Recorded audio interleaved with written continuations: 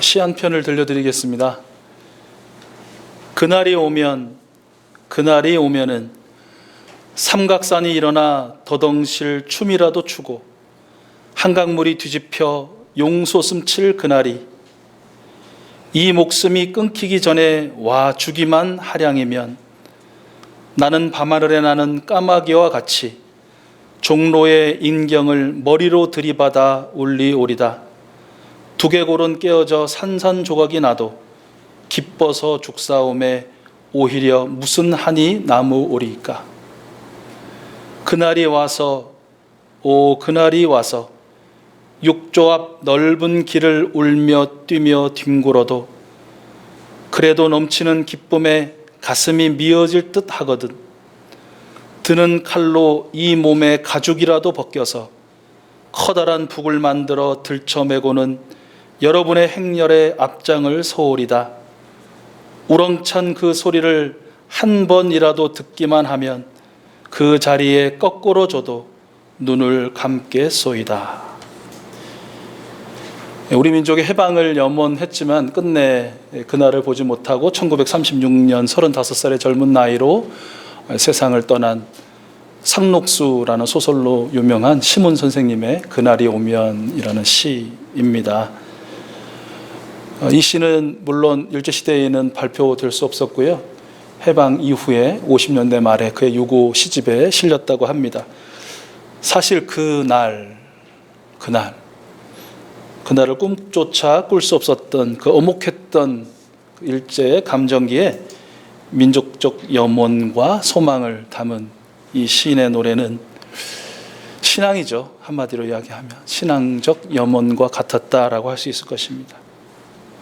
그리고 우리 하나님은 그 시인의 염원과 같았던 수천만의 우리 민족의 같은 염원은, 그리고 그 염원과 더불어 하나님께 바친 그들의 피와 땀과 눈물과 목숨, 그 수많은 백성들의 헌신을 받으시고 마침내 해방과 자유의 은총을 우리 민족에게 베풀어 주신 것입니다. 하나님께서 베풀어 주셨던 그 광복, 올해로 74년을 맞습니다. 오늘은 우리 한국교회가 그날을 기억하고 감사하며 또한 새로운 삶의 결단을 함께하는 광복 감사 주일로 지킵니다. 또한 같은 기도문과 또한 같은 설교문으로 함께 예배하고 있기도 하죠. 오늘 말씀은 우리가 함께 나누는 공동 설교문의 내용을 참고하여서 우리 함께 나눠보도록 하겠습니다. 오늘 시편 말씀 읽으셨죠? 그런데 1절 말씀에 보면 정말 말로 다 할 수 없는 아픔과 고통, 그리고 암담한 현실, 절망적인 현실을 다 포함하고 있는 두 글자로 된 한 단어가 등장합니다. 여러분 보십시오. 어떤 단어입니까?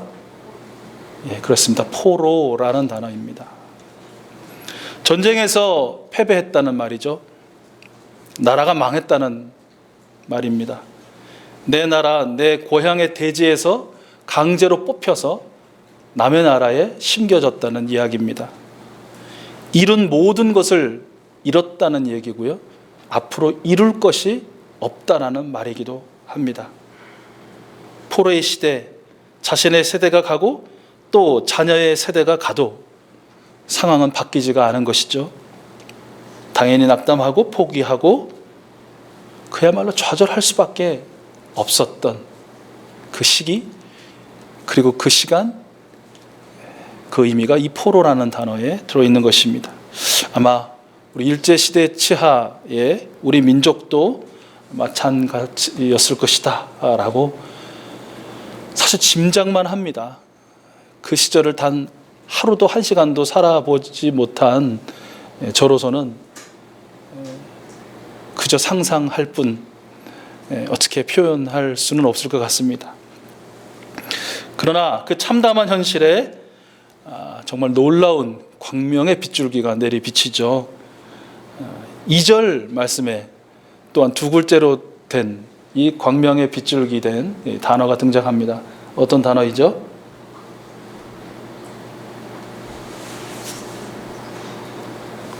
주님이라는 단어입니다. 주님. 우리 개정성경 개역에는 여호와라고 되어 있는데요. 여호와란 말이 이제 주님이라는 말이니까 주님이라는 단어입니다. 주님께서 포로를 찾아오신 것이죠. 주님께서 포로의 편이 되어 주신 것입니다. 또한 주님께서 포로를 고향으로 돌려보내 주셨습니다. 주님께서 해방과 참 자유를 포로들에게 허락해 주셨습니다. 우리 민족도 전해 내려온 모든 이 구전과 기록에서 또 역사적인 모든 자료에서 볼 수 있듯이 포로된 그 암울한 상황에서 결코 소망과 또한 소원의 끈을 놓지 않았음을 우리는 잘 알고 있습니다. 물론 친일과 변절의 길을 걷던 많은 사람들이 있었던 것은 사실이지만, 그러나 우리 민족의 꺼져가는 등불을 지켜내기 위해서 생명을 내놓았던, 또한 삶을 다 내놓았던 독립투사들도 많았던 것이 사실입니다. 지난주 7일에 한 영화가 개봉해서 열심히 그 영화를 달려가서 보았습니다. 왜냐하면 우리 홍성덕 장로님이 섬기고 계신 우리 홍범도 장군 기념사업회에서 또 심혈을 기울였고 관심을 갖고 계시는 우리 봉오동 전투라는 영화가 개봉했기 때문에 그렇습니다.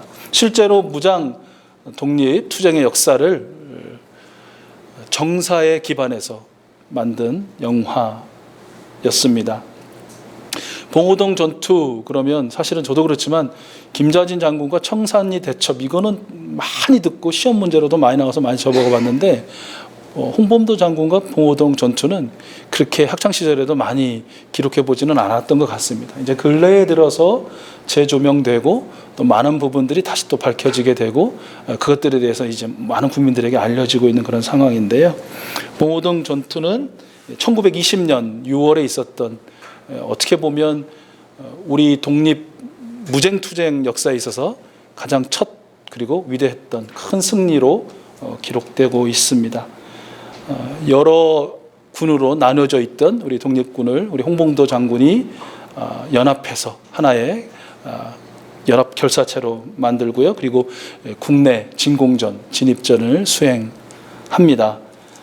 이 봉오동 전투는 그 전날 있었던 삼둔자 마을에서 있었던 전투에서 비롯된다고 하는데요. 30명 정도 규모의 독립군 소부대가 삼둔자를 출발해서 두만강을 건너서 강양동이라는 곳에 있던 우리 일제 헌병, 여기도 저도 우리 일제라는 표현을 쓰네요. 죄송합니다. 일제 헌병 순차 소대를 격파하고 부대로 다시 귀환했습니다. 그래서 기습 공격에 대한 보복 조치로 당연히 되갚음을 하기 위해서 일본 헌병 경찰 중대 그리고 수비대 중대가 두만강을 건너서 공격해 왔다는 것이죠. 그래서 삼둔자 마을에 왔는데 독립군은 없고 양민들만 있었을 때에 일제 경찰들 그리고 군대는 양민들을 아주 처참하게 죽입니다. 영화에서는 정말 보는 것이 떨리고 눈을 감고 싶을 정도로 잔인한 그들의 모습들이 그려지기도 하는데요. 바로 그때에 독립군들이 삼둔자 양민을 학살했던 그것도 일본 군대의 치명적인 공격을 가하게 됩니다. 그래서 이제 완전한 독립군의 그 정벌을 위해서 강력한 군대를 만들고 야스카와라는 지휘관이 있는데 그 사람을 중심으로 해서 이제 두만강을 건너서 독립군 토벌에, 그들 입장에서는 토벌에 나서게 되는데요. 이제 여러 우여곡절 끝에 결국은 계속해서 치고 빠지고 해서 봉오동 골짜기까지 유인을 하고요. 그곳에서 일본군을 아주 섬멸하는 그런 이야기 내용이 담겨져 있습니다. 우리 대한민국 임시정부 국무부에 의하면 이 전투에서 일본군은 전사 157명, 중상 200여 명, 경상 100여 명, 그리고 우리 독립군은 전사 4명, 중상 2명 밖에 되지 않는 완전한 승리로 그렇게 기록하고 있습니다. 이것을 계기로 해서 계속적인 독립전쟁의 수행이 이루어지게 되고요. 또 독립군이 일원화되고 병력이 보강되고 또 군비 확충에 더욱더 박차를 가하게 되는 그런 일이 이어지게 되는 것이죠. 영화를 보는 내내 좀 힘들었습니다. 왜 힘들었을까요? 한번 맞춰보시죠. 영화를 보는 내내 제가 힘들었어요. 왜 힘들었을까요? 영화 내내 뛰어요. 영화 장면 내내 뛰어요. 그것도 골짜기를, 그 산을, 그 강을. 근데 그분들이 힘든데 왜 제가 힘들까요? 그런 감정이입이 되는 것이에요. 오직 민족의 해방과 우리 조국의 참 자유를 얻게 하겠다라는 그 한 가지 선하고 아름다운 그 뜻을 가지고 그렇게 적군을 치고 또한 유인하기 위해서 그 험한 길을 뛰는 그분들을 바라보면서 몸이야 가만히 앉아 있는데 마음이 가만히 앉아 있을 수가 없는 것이에요. 한 2시간 조금 넘는 시간 동안 한 1시간 반은 뛰는 것 같은데 계속 같이 제 마음만큼은 또 제 영혼만큼 같이 뛰는 거예요. 골짜기를, 그 자갈밭을 뛰고 그 산 푸른 녹조를 뛰고 뭐 절벽에서 뛰어내리고 강을 건너고. 아직 안 보신 분 오늘 내로 꼭 보십시오.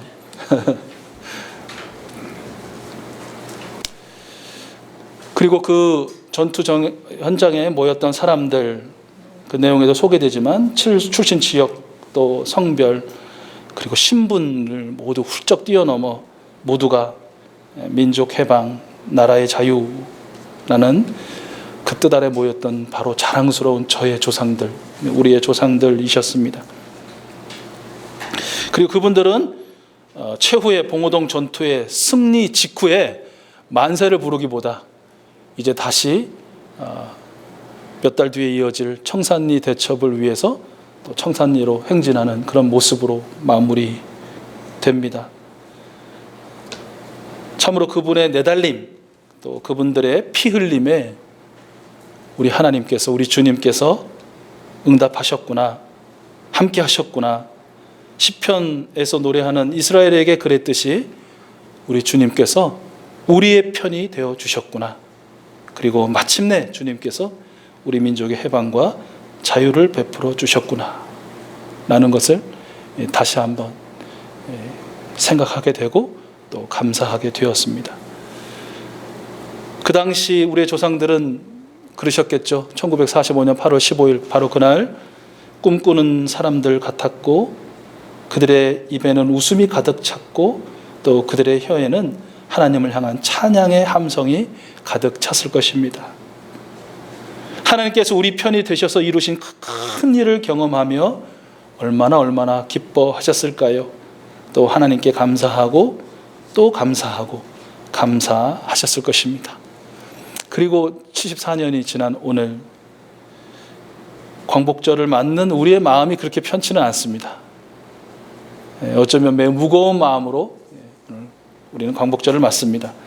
일본의 아베 정권이 우리의 사법 체계는 물론이고 국제법과 국제 질서를 무시하고 비열한 경제 보복 조치를 취한 어수선한 상황 때문에 그렇다는 것이죠. 전쟁이 가능한 나라로서의 복귀를 꿈꾸며 헌법 개정에 모든 힘을 쏟고 있는 모습을 봅니다.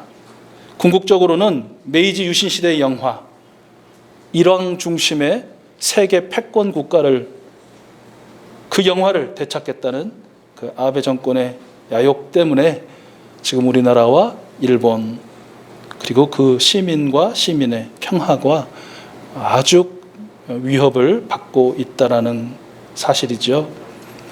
100년 전 우리 민족의 조상들이 그리하셨던 것처럼 오늘 우리도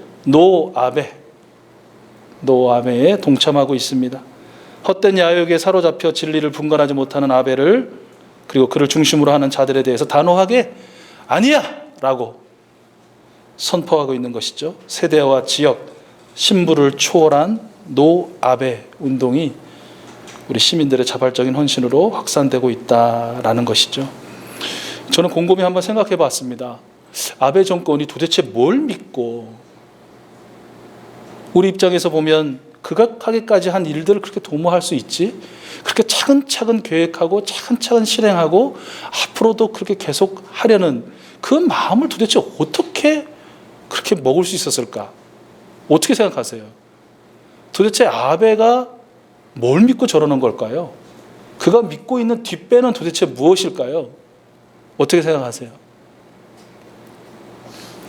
여러 가지 생각과 또 분석이 있을 수 있는데 저는 그 생각이 들더라고요. 아마도 이러지 않을까. 이건 이제 그렇다라고 할 수는 없고 저의 추정인데, 세계 최강국인 미국이 시간이 지나서 결국은 한국이냐 일본이냐라는 양자택일의 순간에 섰을 때 과연 미국은 어느 편을 들 것인가? 어느 나라의 손을 들어줄 것인가? 적어도 아베는 우리 일본이다라는 자신감이 있는 것 같습니다. 그렇지 않고는 그렇게 단독적으로 미국을 무시하고 또 중국을 무시하고 그 세계 모든 그 질서를 무시하고 저렇게 할 수는 없거든요. 미국이 우리의 편이 될 것이다. 그러므로 우리는 이길 것이다. 한국을 굴복시킬 수 있을 것이다 라고 생각하지 않는가? 이것이 저의 추정이에요. 그런데 저의 추정이 맞다면 아베 총리에게 이렇게 말씀드리고 싶습니다. 꿈 깨세요.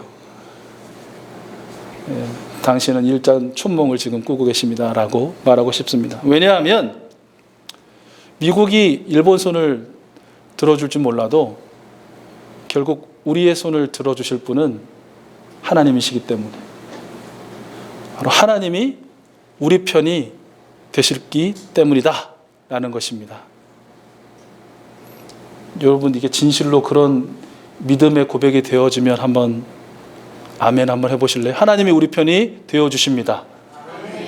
근데 아멘을 안 하시는 분은 그거 어떻게 하느냐, 하나님이 우리 대한민국의 편이 되어줄지 일본 편이 되어줄지 어떻게 하느냐라고 또 생각하시는 분도 아마 계실 것입니다. 여러분, 하나님이 누구의 편이 되어주신다, 그 이유는 무엇일까요? 하나님은 어느 편을 들어주신다면 그 이유는 뭘까요? 왜일까요? 하나님이 우리 편이 되어주신다면서요.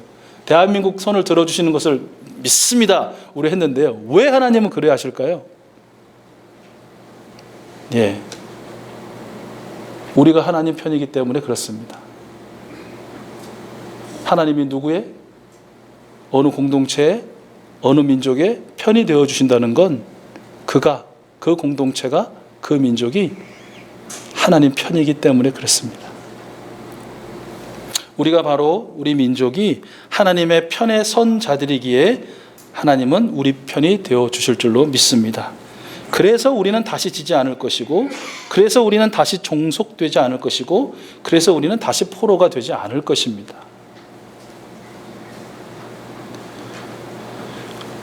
저들은 최강국을 믿든 아니면 그들의 왕을 믿든 그들의 신주단지를 모시든 우리는 하나님 편에 서서 분쟁과 분열과 불의와 침략과 전쟁이 아닌 평화의 편에 서서 그 평화를 한반도에, 동북아시아에, 온 세계의 열방 가운데 흘려보내는 하나님의 믿음의 일꾼들이 될 것입니다. 하나님이 편들어 줄 수밖에 없고 하나님이 함께 하실 수밖에 없는 그런 민족, 그런 나라가 될 것입니다. 이러한 마음을 갖는 우리에게 우리 하나님께서는 재차 결단을 촉구하시고요. 그 결단의 마음을 가진 우리에게 한 가지를 부탁하십니다. 그리고 하나의 시 주머니를 부탁하십니다. 그것은 바로 눈물의 시 주머니입니다.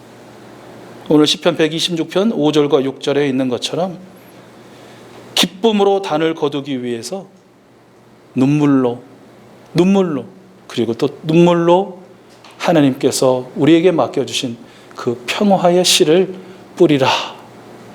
하나님은 우리에게 부탁하십니다.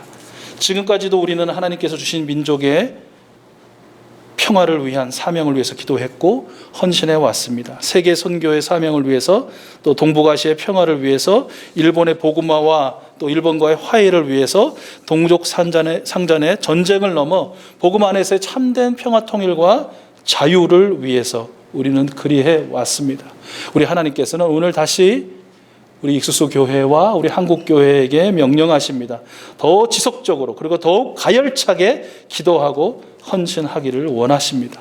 우리 민족 복음화를 넘어 삼반도의 복음화를 위해서, 일본과 동북아시아의 평화를 위해서 화해와 치유, 평화의 노래를 우리 하나님께 올려드리기 위해서 평화를 위한 복음의 일꾼으로 결단하고 기도하고 중보하고 살아내라고 하나님께서 부탁하십니다. 이런 하나님의 부탁하심에 여러분, 예 주님 그리하겠습니다.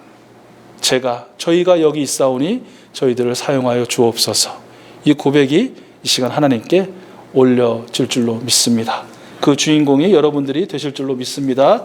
무엇보다 모든 일에 하나님 꼭 제 편이 되어주셔야만 합니다. 제 편이 되어주세요 라는 기도 대신 하나님, 제가 늘 하나님 편에 서게 해주시고 제가 늘 하나님 편에 선 사람답게 살게 해주세요.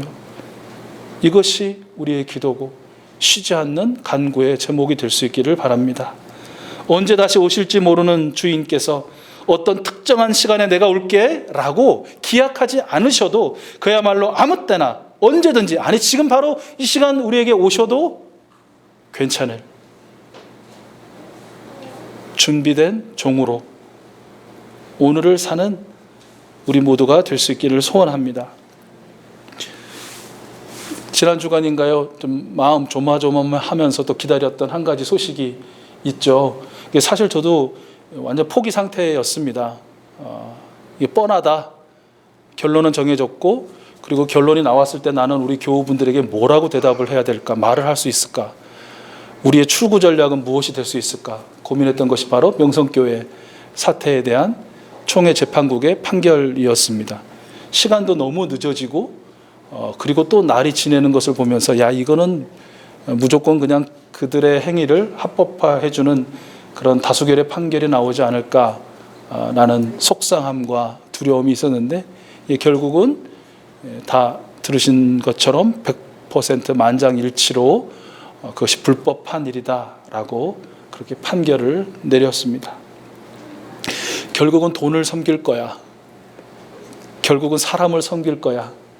결국은 그들의 관습을 섬길 거야 라고 했던, 하나님을 불신앙했던 저에게 아주 철퇴 같은 그런 판결 내용이었습니다. 다행이다 싶기도 하고, 또 이 일을 통해서 부디 또 다시 싸움이 붙고 분쟁이 붙고 불화가 나는 우리 교회들이 아니라 이제는 제대로 하나님만을 섬기고 서로 자기 편이 되달라고 그렇게 로비하고 돈을 쓰고 시간을 바치는 그런 모든 일들 가운데서 너도 나도 다 내가 진리와 평화와 능력에 하나님 편에 서겠다는 결단들이 다 뜨겁게 일어나리라는 그런 기대를 갖게 되었습니다.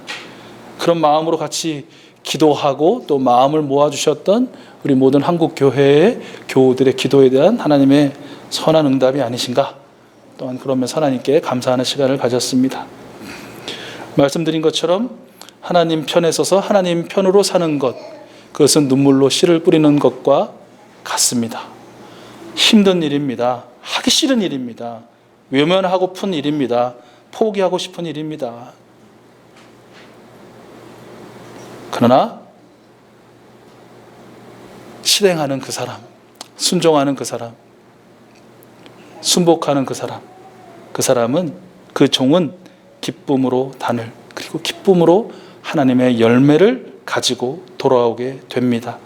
그의 곁에 주님께로 돌아오는 생명들의 행렬이 함께 할 것입니다. 그 혼자가 아니고요, 수많은 영혼들과 생명들의 행렬이 함께 할 것입니다. 그들은 춤추고 노래하며 찬양하는 하나님의 사람들이 될 것입니다.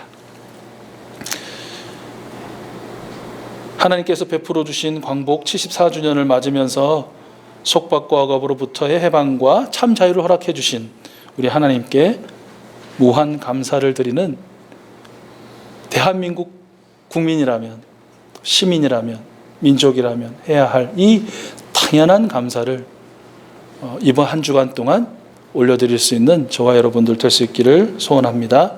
그리고 그 은혜를 받은 사람과 민족으로서 다시 한번 하나님 편이 되기를 결단하고 나는 정말 하나님 편에 서 있는가를 수시로 묻고 돌아보고 돌이키고 또 깨닫고 결단하며 그 삶을 살아내는 우리 모두가 될 수 있기를 소원합니다. 다른 모든 열방이 세상의 신을 섬길 때, 돈을 섬길 때 오직 나와 우리 집은, 우리 민족은 하나님만을 섬기겠다는 여호수아의 그 뜨거운 결단이 우리에게, 우리 가정 안에, 우리 교회 안에, 우리 민족 안에 다시 한번 새롭게 되는 이 한 주간이 될 수 있기를 소원합니다.